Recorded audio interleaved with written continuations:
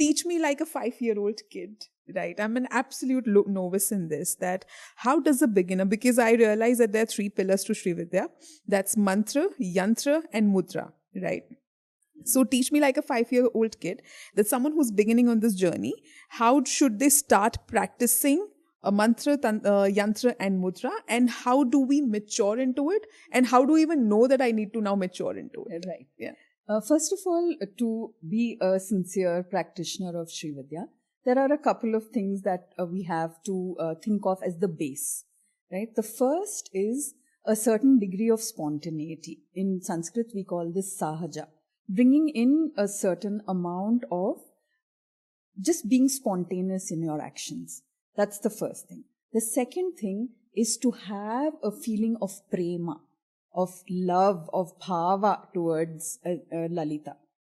And this will apply at the level of the yantra, the mantra, and the mudra. So at all points of time, this is about coming to her with spontaneity and with love. So even before I start practicing, my eligibility criteria is that I need to be a little spontaneous and I need to treat everything with the bhav of love, right? That's right. Especially anything related to your practice, and deal with everyone around you, everything around you with karuna, with empathy, or, with like abundant, how does one say, mercy, as it were, right? Because in Lalita Sahasranama, she is called Avyaja Karuna Murti, or she's like Karuna Rasa Sagara.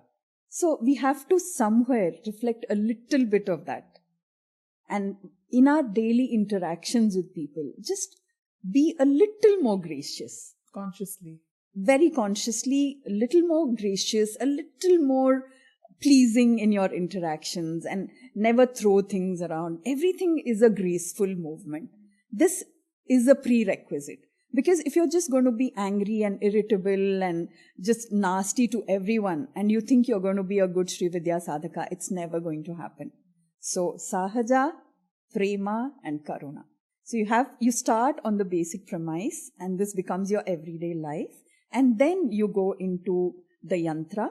The yantra, of course, is the Sri Chakra yantra, which is a very complex geometric pattern, which is said to mirror both the microcosm as well as the macrocosm. So when we talk of the microcosm, it could be at the atomic level, and the macrocosm, we are actually talking of the universe itself. So it could be a reflection of both of these. So this becomes very important in our practice, to just meditate upon the Sri Yantra. The mantra practice starts with a very simple mantra japa of the Bala Tripura Sundari mantra, which is like the entry into the portal of Sri Vidya, where we are kind of harnessing the energy of the 9-year-old Bala Tripura Sundari. So it's just 3 bijas. Aim, Kleem, Sau. Aim, Kleem, Sau. Yes. Aim harnesses the energy of Saraswati, because in our entire tradition of Sanatana, it is knowledge which is paramount.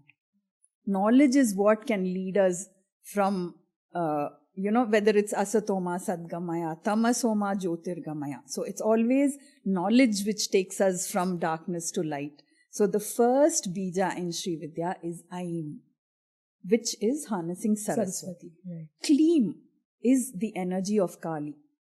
And why do we need Kali here in this equation? It's because Kali brings about a degree of fearlessness. And for all Shakti sadhakas, for all of us to move in life, we need to bring in an element of letting go of what we are afraid of.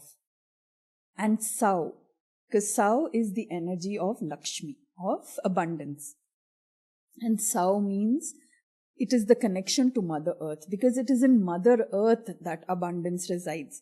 So whether it's the reserves of gold or silver or whatever it is, or even the crops that grow, it's all from Mother Earth. So it's Aim, Kleem, Sau.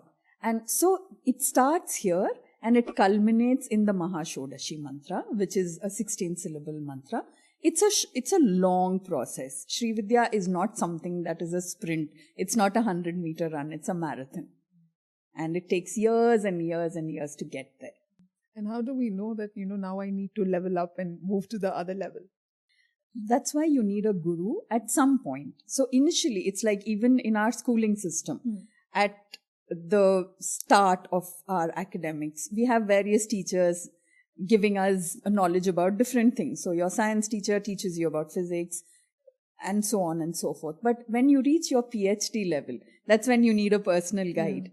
So it's the same with Sri Vidya. So initially you can start off on your own, but because it's a Rahasya Paddhati, there are many things which may not be available to you in terms of the knowledge. So that's when you need a guru to give you that secret knowledge. So there's no initiation as such in the start. We can start with these baby steps. That's correct. And when the calling comes, so this is also very interesting because I feel, how does one know that I've reached the right authentic guru? Because, sometimes in a desperation to have all the knowledge about it and get into it, sometimes we end up knocking the wrong doors, I feel, right? So how do I ensure that I have met the right guru? Sometimes the wrong doors may also give you the right answers. Our founder always say that there are never bad gurus. They always True. tell you something. That's right. At least you're learning what is wrong with them, perhaps, and then you move on. So it's okay. Just allow everything and approach everything with a degree of spontaneity, which we were talking about. And then also this element of karuna comes, that if someone has done wrong by you, even if it is a guru, let it go. Maybe and that is what she's trying to teach you. That was the lesson. And then perhaps that will point you in the right direction. But in my experience, it's always that the guru will find you when the time is right. The message will come to you. You spoke about these eligible factors right before. So I was just thinking, so in the morning, and it happened because I have been consuming a lot of your podcasts regarding Sri Vidya. And, we know that this is divine feminine that we are talking about. We are talking about the power of softness, right? So typically when I'm traveling, I'm so frustrated, right? Today, for a moment when something went wrong and I'm like, okay, maybe, I can also approach it with the power of softness, right? Maybe I can try do that. So even that thought, what I'm trying to say is that after watching all the podcasts that I have watched so far, even that thought never occurred to me. But today it just happened to. That why am I always so fiery? Why can't I approach it with a bit more of, kindness and compassion and, look at it from that lens? And suddenly I realized that I was not getting angry at all. So I don't know, if that was kind of the nudge that I needed, but it was an interesting observation for me also. And when you spoke about the mantra, I think you have said it at many platforms that you should never practice mantras with the music, because then it kind of takes away the meter that it should be said in, which doesn't generate those vibrations. True. So let's begin with discussing a very important aspect where you have mantra japa as one aspect, and you have all the stotras, which are usually converted into songs. Mantra japa can only be done in the form of a regular chant in a certain meter. And the stotras are also in a certain chandas, which means there's a rhythm and the entire way in which it is to be chanted. So it's important to understand that these two are very disparate things. The mantra japa, which is largely made up of bijas. Okay. And the stotras, which are longer, like songs of praise. It can be just listing the attributes of a devata and all of that. So these are two different things. And for me, to just simplify it, I would say mantra japa is more important than the stotras, because this would be like a meal that you're having. The stotras also help, but they're like the supplements that you take. Okay. So the main meal is the Bija mantra. And Bija mantra, like we have Lam, Vam for chakras, something That's as correct. short as that. Yes, like I'm Clean Sau, for example. Okay. And as you go further in the tradition, you will learn some more powerful mantras, bijas, and bija doesn't necessarily have to be a single syllable. Sometimes it could be longer ones, right? And people ask, what is the meaning of a bija? A bija by itself does not have a meaning. It's only contextual. So when you put it in a certain context, that it acquires a meaning. So this we have to be very clear about, that on the one hand we have the mantra japa, and on the other hand you have the stotras, the stutis, the kirtanas and all of that. So the bijas normally are never sung. It's only the stotras which are made into song form, I'm with music added, which I, like you said, I have been very much against. And I think anyone with any degree of understanding of how vibration works would agree. Because everything has a certain chandas. It is written by our learned rishis in a way in which we are harnessing optimally the energy, the vibration, the spanda, of a certain verse or a certain line. Sure. So like you said, that Bij Mantra typically doesn't have a meaning. Right. So that means that the meaning would depend on the intention that I set. It was an absolutely profound conversation with you, Vanitha ma'am. I think, I started as a novice. I literally had no idea about Sri Vidya and Sri Chakra before before the whole conversation of this podcast came up.